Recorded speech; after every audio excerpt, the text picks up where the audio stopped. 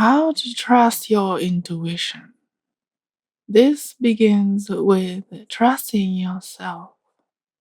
But when you've been conditioned to put yourself last and to put your guidance system last or utterly ignore it, this is where the trouble begins. Some individuals on your world must program you to neglect your divine truth for fear of losing control over you. So some came up with a plan to keep you away from your power, to rely on sources outside of yourself, to create a narrative that says if you go looking from within, you may tap into what isn't good for you. And this has to be from the devil, a being created in the human imagination from fear by those that wish to control. But we tell you, there's no need to fear who you are. To begin to tap into your intuition, ask yourself this question: who am I really?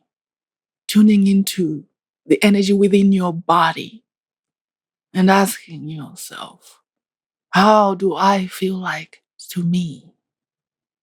You see, it's all about the relationship with yourself.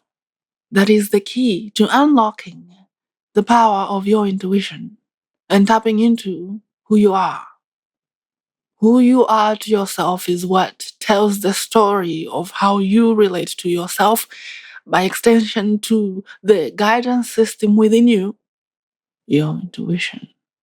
When you begin to ask yourself this question, you're beginning to strip away narratives and things that are not of your choosing, that was not created by you, but by someone outside of yourself to control you and to keep you away from who you are. Listen carefully and see what begins to come up within you. There could be an abandoned child because of traumas that may have happened at one point or another. You may feel lost at first, but this is all right. If you do find that there is a child that wants your love, desires your love, be with that child, comforting them, telling them messages of love, of comfort, of reassurance that they are not alone, that you are there with them, giving them love. There is something called inner child healing on your planet.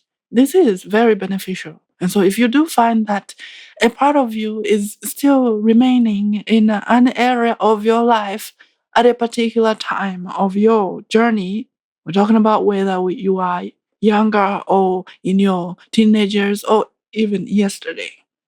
Traumas happen everywhere and at any time. When you begin to reintegrate these parts of yourself that have been fragmented from your being, you begin to feel what it is to be who you are, tapped into your own intuition. Intuition begins to come to you easily. You begin to recognize the guidance of your soul. You begin to be guided to look at things that nurture your soul, and you get nudges to stay away from things that do not support your growth and that are not for your good. So the question to begin asking yourself is, who am I to myself? How do I feel about myself? Who do I feel I am? Do I trust myself? If the answer is no, ask why not. Digging deeper and deeper and deeper until you get to the root cause of what is causing you to not trust yourself and to put trust outside of yourself. When it comes to matters that have to do with who you are and your life and how you make decisions and choices about your life. Because some of the energies that you take action from aren't necessarily yours. There's deep programming in the human psyche, as we have mentioned, to self-abandon and place trust outside of the self. This creates inner confusion about who you are and where you're going and what you're doing here. So beginning from home, which is within yourself, to understand what kind of relationship you have with yourself, and begin to give yourself compassion, love, and healing. If things come up for you and you feel like you need to cry, cry. Whatever needs to come up, let it come up. You're beginning to reconnect yourself to the parts of yourself that have been left behind. They haven't really been left behind, but in this particular concept, as we talk about intuition and your relationship to yourself, who you are to yourself matters. Because when you've been programmed to self-neglect and place your attention and your trust outside of yourself, you're not acting from the truth of who you really are as a whole being here now, living in divine sovereignty, making choices as a divine being, as you intended when you got here. Because we shall add here, how you see yourself is how other people see you. And even when you try to pretend to be someone else, others naturally pick up on who you are trying to be. And they don't accept that as your truth because you all innately recognize what is truth and what isn't the truth. And so this creates more confusion. Why aren't they accepting me? I was this way for them. I was this way because I see that others are accepted when they are this way. But it isn't working for me. Why? So start from your own home. Understand how you feel about who you are being, how you feel about yourself. Is there a story of unworthiness that you are holding on to? Is there a story that you must hustle and work hard in a particular career so you can impress your parents? What is the story that is keeping you away from the truth of who you are? This brings self-honesty.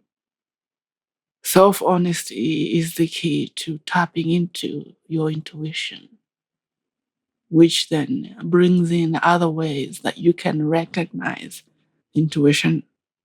Therefore, being in communication with your soul. This journey isn't about anyone else but you. When you look at everything that you are doing or avoiding doing, there's a story in your body somewhere. There's an energetic coding that is not of your choosing. There's some mental programs playing in the background of your consciousness, keeping you from taking certain actions and keeping you from knowing yourself. And this extends to your relationships.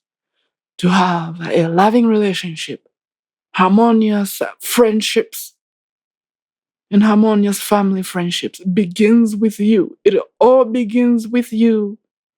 Your relationship with yourself, how you think, how you feel, and how you see yourself.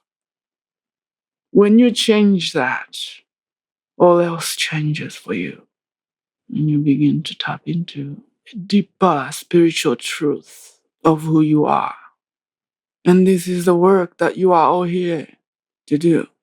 Tap into your divine selves and be yourselves totally. Share that magnificent light with the world, uplifting Earth to a new frequency by doing so.